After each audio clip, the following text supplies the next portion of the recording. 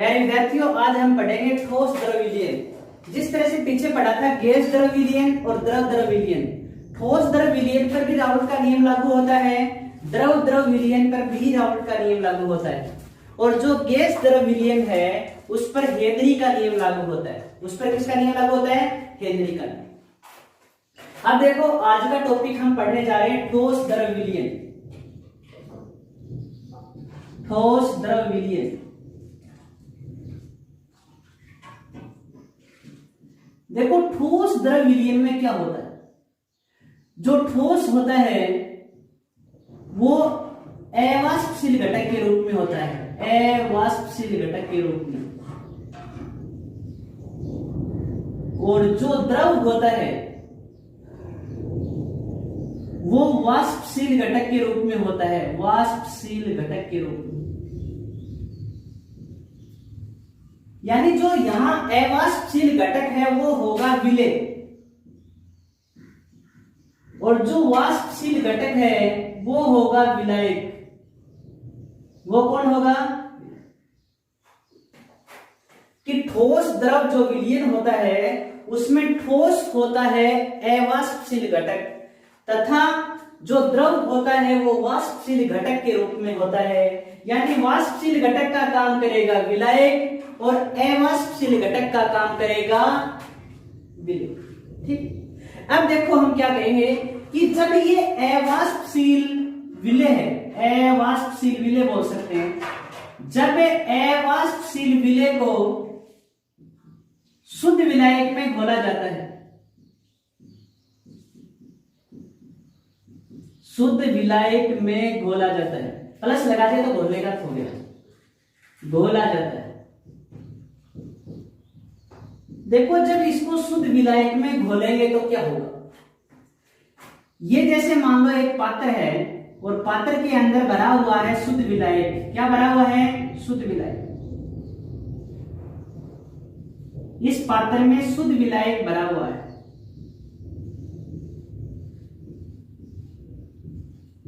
जब इसमें अवाष्पशील विलेय को घोलते हैं, इसको बोलते हैं अवाष्पशील विलेय को। तो देखो पहले सतह पे जाके देखते हैं हम, सतह पर सतह के कण वाष्पित होते हैं तो बीच बीच में किसके कण घुल जाते हैं? पहले शुद्ध विलायक था, ये अलग से शुद्ध विलायक बना दो और ये दूसरा पात्र बना, ये ले लिया मान लो।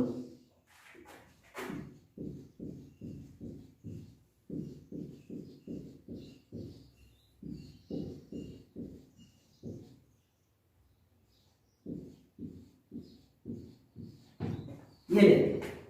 अब देखो ये शुद्ध विलायक है। क्या है? शुद्ध विलायक। शुद्ध विलायक का अर्थ है कि इसके अंदर किसी भी प्रकार का विलेय नहीं है, केवल किसके अणु हैं? विलायक के अणु। किंतु जब अवाष्पशील विलेय को हमने शुद्ध विलायक में डाला, अवाष्पशील विलेय को शुद्ध विलायक में डाला तो विलेय के कण बीच बीच में फंस गए, ऐसे ये मानो।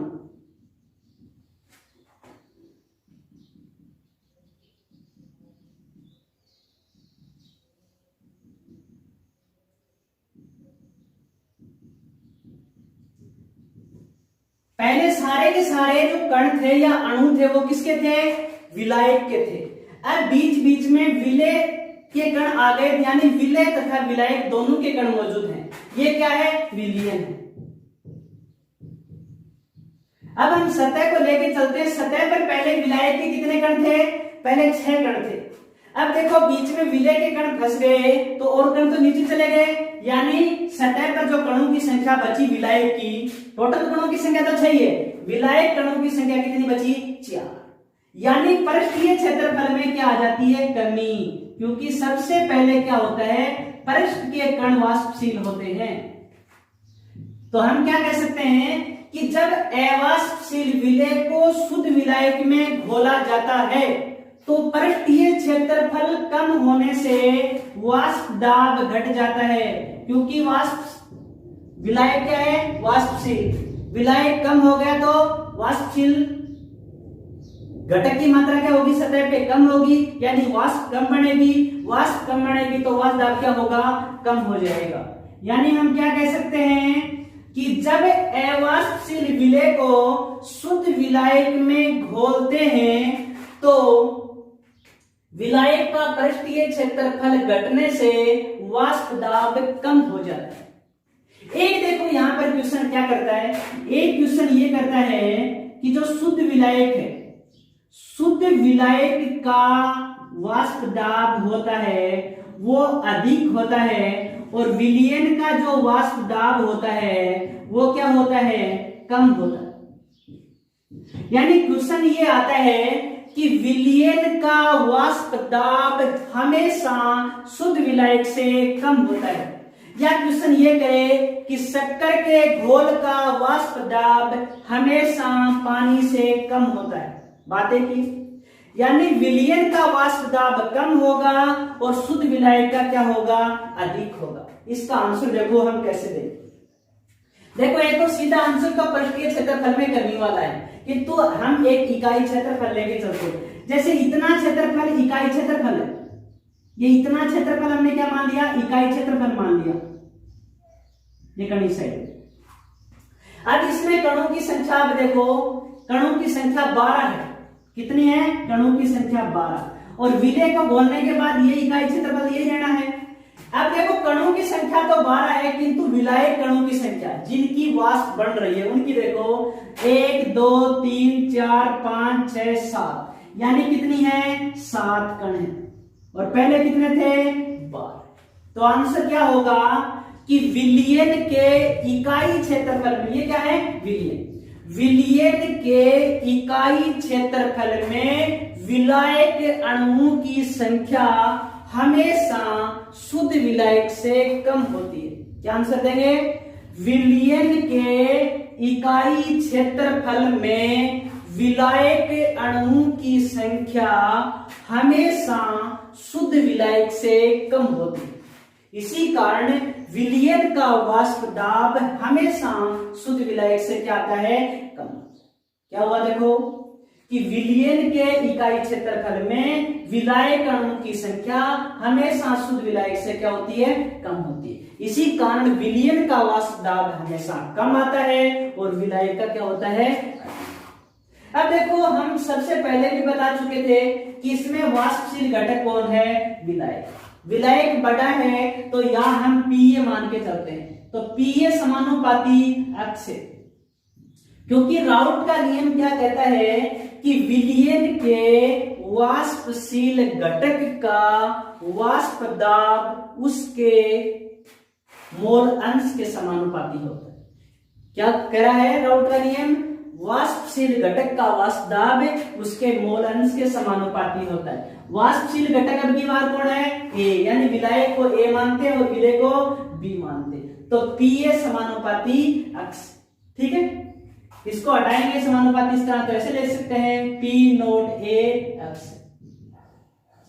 यदि हम पीए और अक्ष में ग्राफ खींचे तो एक सीधी रेखा प्राप्त होती है। जैसे यहां अक्ष इधर और इधर ले लिया हमने पीए, यानी जब पीए तथा अक्ष ए के बीच वक्र खींचते हैं तो एक सीधी रेखा प्राप्त होती है जिसका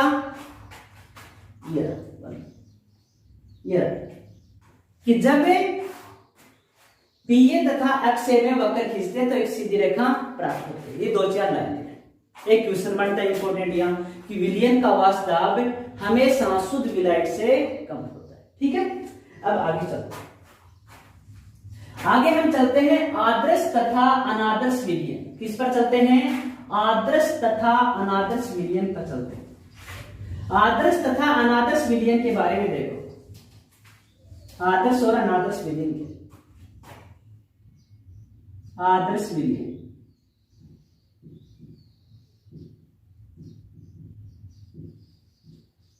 और दूसरा है अनादर्श विलयन।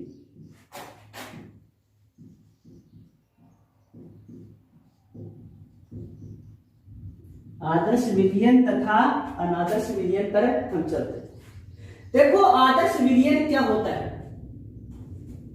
कि वह विलयन, आदर्श विलयन क्या होगा कि वह विलयन जो सभी ताप व सांद्रता पर किसके नियम का पालन करे, राउट। पहले मैं आदर्श विलयन को लेके चल पड़ता हूं। आदर्श विलयन क्या होता है कि वह विलयन जो सभी ताप तथा सांद्रता पर किसके नियम का पालन करे? राउल्ट के नियम का पालन करता है। राउल्ट के नियम का पालन करता है कि वह विलयन जो सभी ताप तथा सांद्रता पर राउल्ट के नियम का पालन करता है। यानी कहने का अर्थ क्या हुआ? जिसके लिए डेल एच का मान 0 हो, डेल वी का मान भी 0 हो। देखो डेल एच 0 होने का अर्थ क्या है कि विलय जब विलायक में घुले तो न तो अभिक्रिया ऊष्माक्षेपी होनी चाहिए और न ही ऊष्मा शोषी। यानी विलय विलायक में घुलने पर न तो ऊष्माक्षेपी अभिक्रिया देना चाहिए और न ही ऊष्मा शोषी। उसको हम कहेंगे डेल एच क्या है? 0। क्योंकि ऊष्माक्षेपी देगा तो डेल एच क्या आएगा? पॉजिटिव, सॉरी नेगेटिव, क्योंकि निकलेगी ऊष्मा। और ऊष्मा शोषी देगा तो डेल एच क्या आएगा? पॉजिटिव।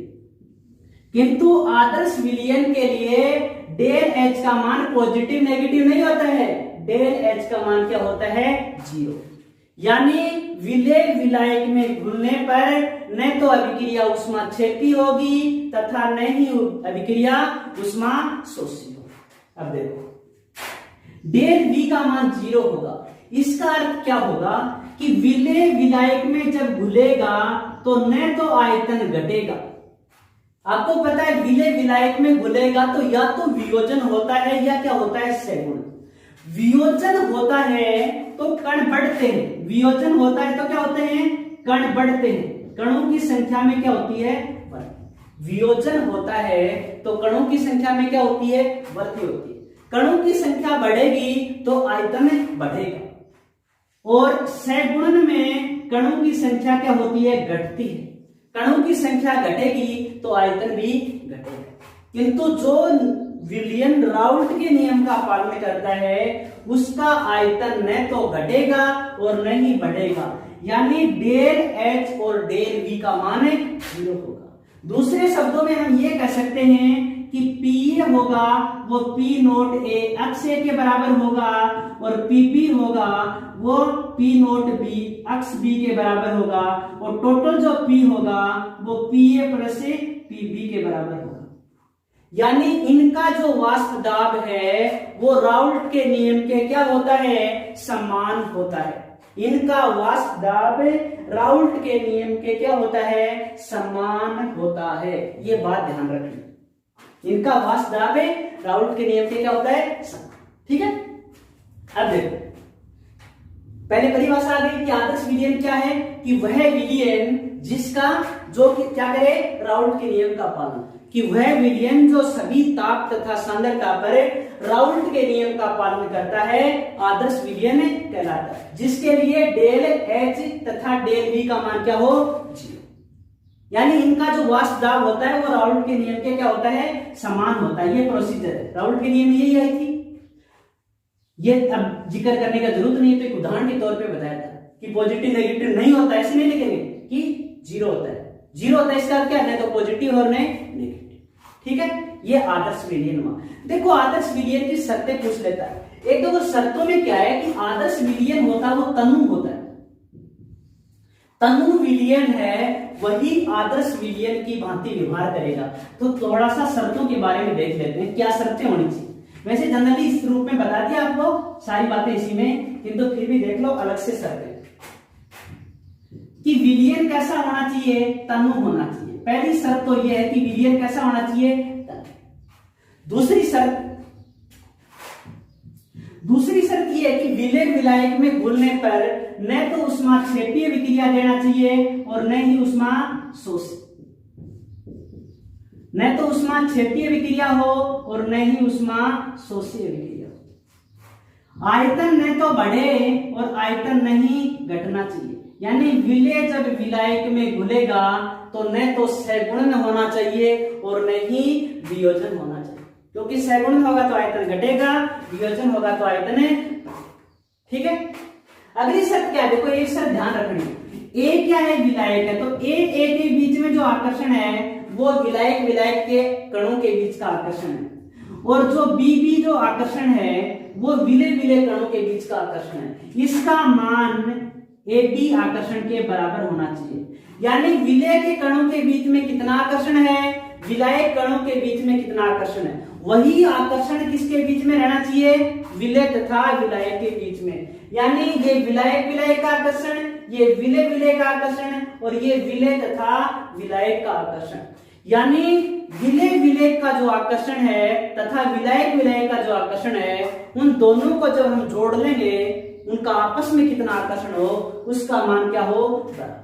यानी ए आकर्षण तथा बी आकर्षण AB आकर्षण के क्या होना चाहिए, बराबर होना चाहिए। क्योंकि ये आकर्षण जब बराबर होगा तभी पदार्थ न तो टूटेगा और न ही जुड़ेगा। ये शर्तें थी अपनी तीसरी।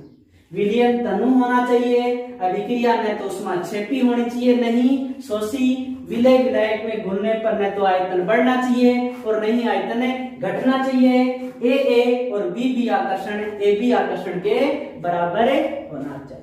ठीक है, अब इसके उदाहरण देखो, इसके उदाहरण क्या होंगे। उदाहरण देखो जनरली होंगे एल्कोहल में एल्कोहल, कोई अतिरिक्त पदार्थ नहीं होगा। जैसे ये अपना क्या है, मेथेनॉल है। मेथेनॉल के अंदर हमने डाल दिया एथेनॉल, यानी है क्या, एल्कोहल है। इसमें भी एल्कोहल, इसमें भी एल्कोहल, सिर्फ कार्बन की संख्या चेंज की। उसी तरह से जैसे ये है क्लोराइड और इसमें क्या डाल दिया, ब्रोमाइड, यानी सिर्फ एलोजन ही चेंज हुए। यानी दो एल्कीनों को मिला दे, जैसे एक हेक्सेन मिला दी, हेक्सेन, और एक मिला दी हेप्टेन, यानी क्रियात्मक समूह समान वाले, जैसे समान वाले लिए गए सिस्टम वो होना चाहिए। जैसे एल्कीन एल्कोहल को मिला दिया, एल्कीन एल्कीन को मिला दिया, एल्कोहल एल्कोहल को मिला दिया, यानी एल्डिहाइड, दो एल्डिहाइडों को मिला दो, या दो कीटोनों को मिला दो, या दो कार्बोक्सिलिक अम्लों को मिला दो। 11वीं कक्षा में पढ़ा होगा कार्बोक्सिलिक अम्ल, ये सारे क्रियात्मक समूह। क्रियात्मक समूह समान होने चाहिए, वो चेंज नहीं होने चाहिए। देखो इसमें क्रियात्मक समूह हेलोजन है, ये भी हेलोजन है, ये भी हेलोजन, किंतु सिर्फ उदाहरण में चेंज आएगा। ये आदर्श विलयन के उदाहरण, यानी सक्रियता समान है इनकी, क्रियात्मक समूह क्या है, समान है, ये दोनों है। अब हम पढ़ते हैं अनादर्श विलयन के बारे में। किसके बारे में, अनादर्श विलयन। देखो अनादर्श विलयन क्या होता है, जस्ट इससे उल्टा कि वह विलयन जो सभी ताप व सांद्रता पर राउल्ट के नियम का पालन नहीं करता, कि वह विलयन जो सभी ताप व सांद्रता पर राउल्ट के नियम का पालन नहीं करता है, कौन सा विलयन कहलाता है, अनादर्श विलयन कहलाता है। कौन सा विलयन कहलाता है, अनादर्श विलयन। ठीक है, देखो अनादर्श विलयन में क्या पूछता है कि अनादर्श विलयन, जिस तरह से आदर्श गैस नहीं थी क्या, उसी तरह से अनादर्श विलयन होता। आदर्श गैस, अनादर्श गैस, अनादर्श गैसों को हम वास्तविक गैस भी बोलते हैं। आदर्श गैसें आदर्श व्यवहार का पालन करती हैं, आदर्श विलयन राउल्ट के नियम का पालन करते हैं। ये राउल्ट के नियम का पालन नहीं किया, यानी जो अनादर्श विलयन होते हैं वो आदर्श व्यवहार से विचलित हो जाते हैं। अनादर्श जो विलयन होते हैं वो अनादर्श विलयन, वो आदर्श व्यवहार से क्या हो जाते हैं, विचलित। क्यों, क्योंकि राउल्ट के नियम का पालन नहीं किया। ये विचलन कितना होता है, दो प्रकार से दिया जाता है। कैसे देखो, मैं अनादर्श को मिटा रहा हूं। अब देखो अनादर्श विलयन में पाया जाता है विचलन। विचलन का अर्थ क्या है कि राउल्ट के नियम की शर्तों का पालन नहीं करे। वो माइनस में भी जा सकता है और प्लस में भी। कैसे देखो, यहां मैं लिखता हूं धनात्मक विचलन। क्या लिखूंगा, धनात्मक विचलन, और इस साइड में मैं लिखूंगा ऋणात्मक विचलन। इस साइड में मैं क्या लिखूंगा, ऋणात्मक विचलन। ये तो धनात्मक विचलन है और ये कौन सा है, ऋणात्मक विचलन। देखो शुरू से हम क्या चलते हैं, इसमें पदार्थ का क्या होता है, पदार्थ का वियोजन होता है। अब आपको पता है पदार्थ का वियोजन होगा तो कणों की संख्या क्या होगी, कणों की संख्या बढ़ती है, कणों की संख्या बढ़ती है। जो धनात्मक विचलन है उसमें क्या होगा, धनात्मक विचलन में होगा पदार्थ का वियोजन होता है और कणों की संख्या क्या होती है, बढ़ जाती है। कणों की संख्या बढ़ती, इसमें जस्ट उल्टा हो जाएगा कि जो पदार्थ का क्या होगा, सगुण होगा। पदार्थ का सगुण होता है, क्या होगा, सगुण। सगुणन में कणों की संख्या क्या होगी, कणों की संख्या घटती है, या कणों की संख्या बढ़ रही थी या कणों की संख्या घटती है।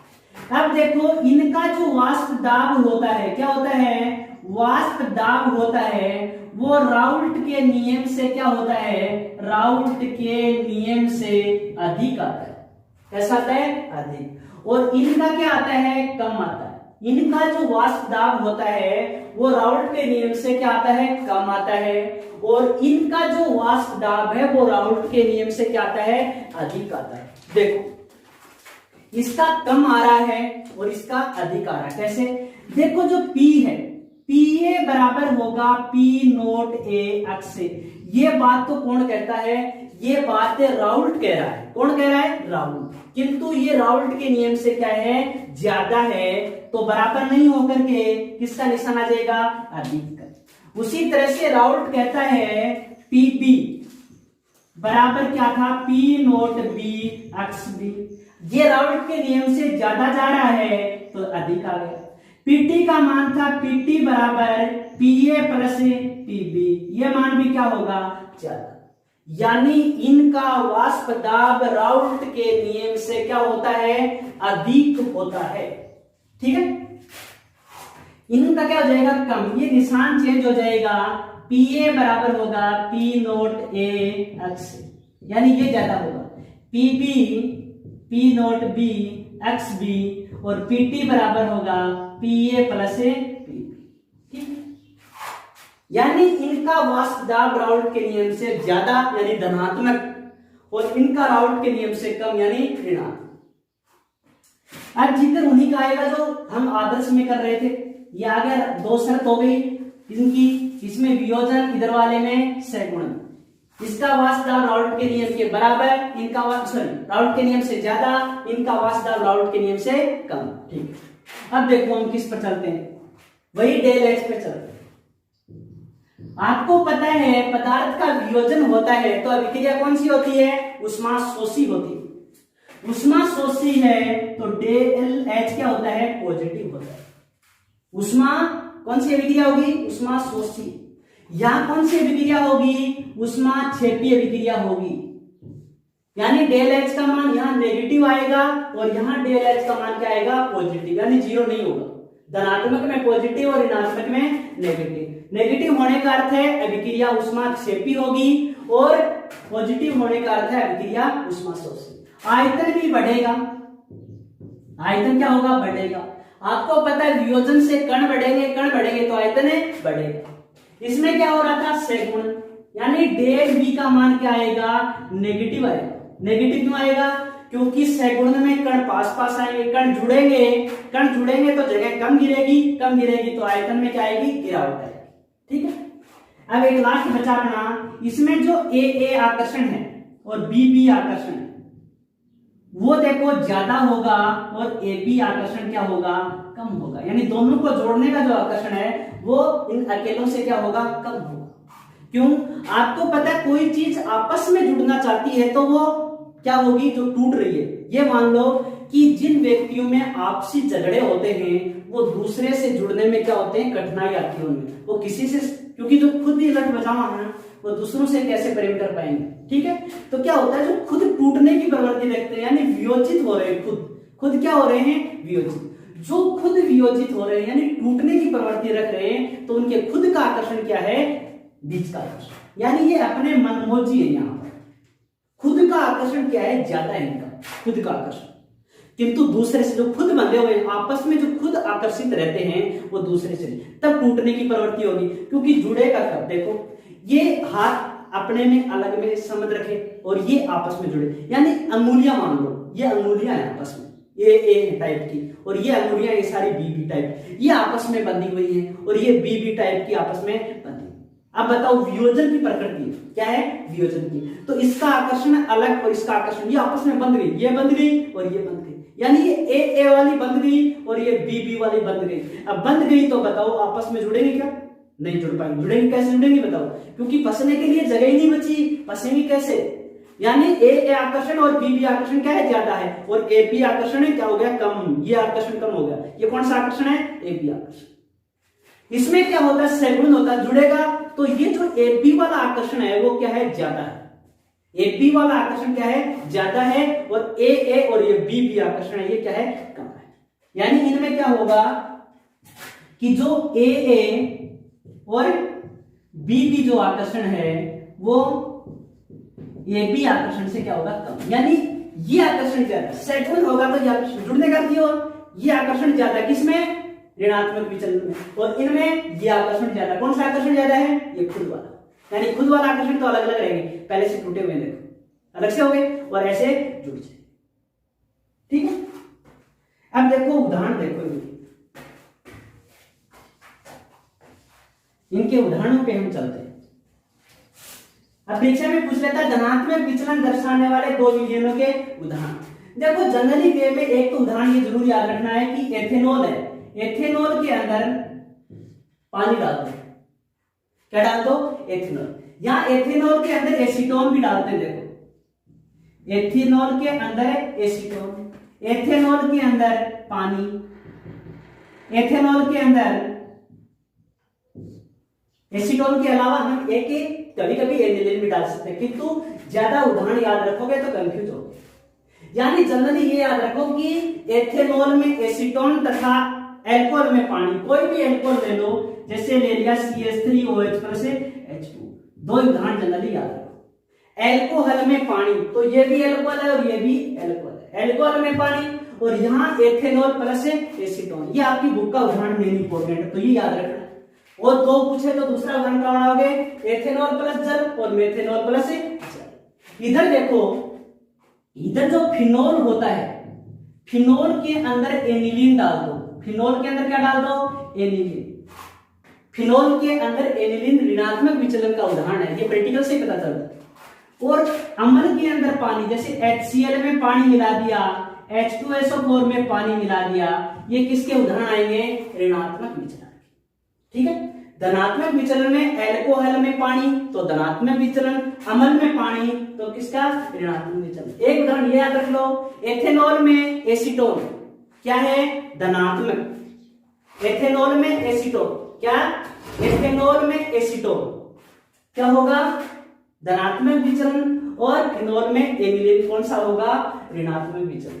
वापिस देखो, दो विचलन पढ़े हमने, धनात्मक विचलन और ऋणात्मक। धनात्मक में क्या हो रहा था कि उसमें वियोजन हो रहा था, कणों की संख्या बढ़ रही थी। इसमें क्या हो रहा था, सगुणन हो रहा था, कणों की संख्या क्या हो रही थी, घट रही थी।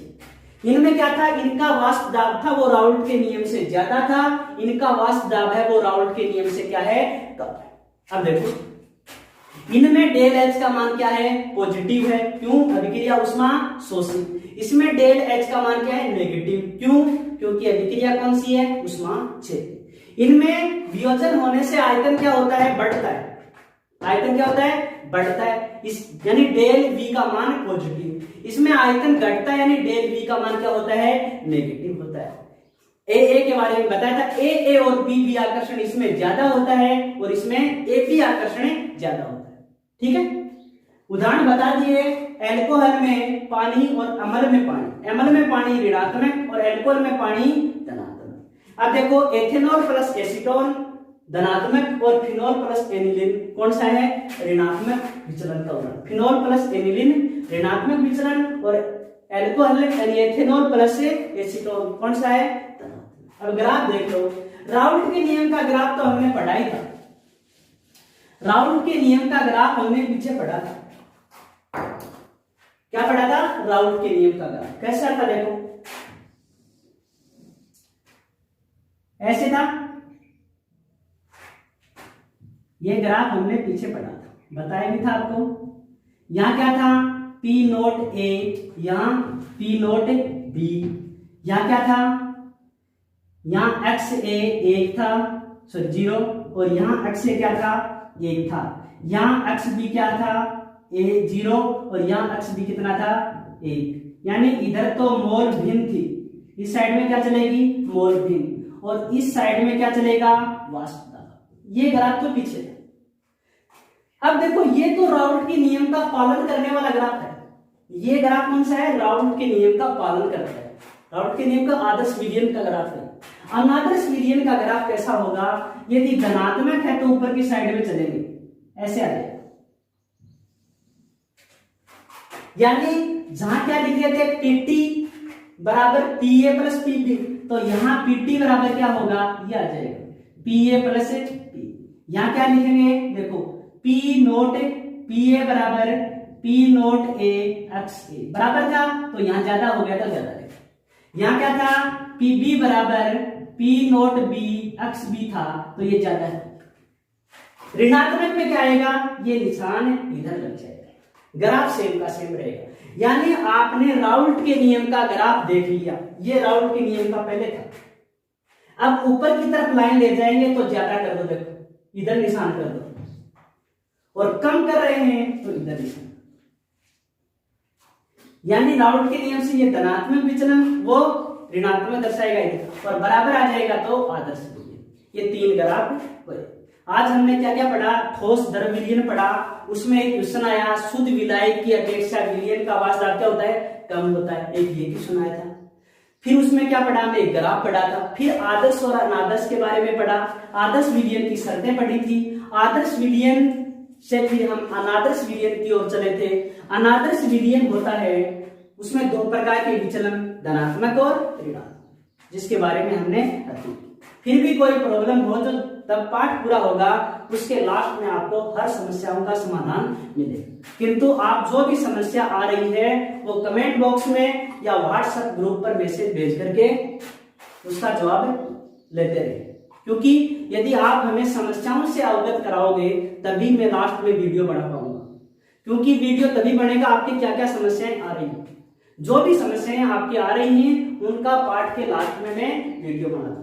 पहले तो वीडियो को ध्यान से देखो, फिर पीडीएफ को ध्यान से पढ़ो, क्योंकि पीडीएफ को ध्यान से पढ़ोगे, पहले वीडियो को देखोगे तो प्रॉब्लम का समाधान वहीं हो जाएगा। फिर भी समाधान नहीं हो रहा है तो मैं लास्ट में जो समस्याएं आपकी आएंगी उनका अलग से वीडियो बना। कल पढ़ेंगे हम अगला टॉपिक स्थिर क्वाथी मिश्रण और अणुसंख्यिकी गुणधर्म। क्या पढ़ेंगे? स्थिर क्वाथी मिश्रण और अणुसंख्यिकी गुणधर्म हम कल पढ़ेंगे। ठीक है, आज के लिए इतना ही काफी है।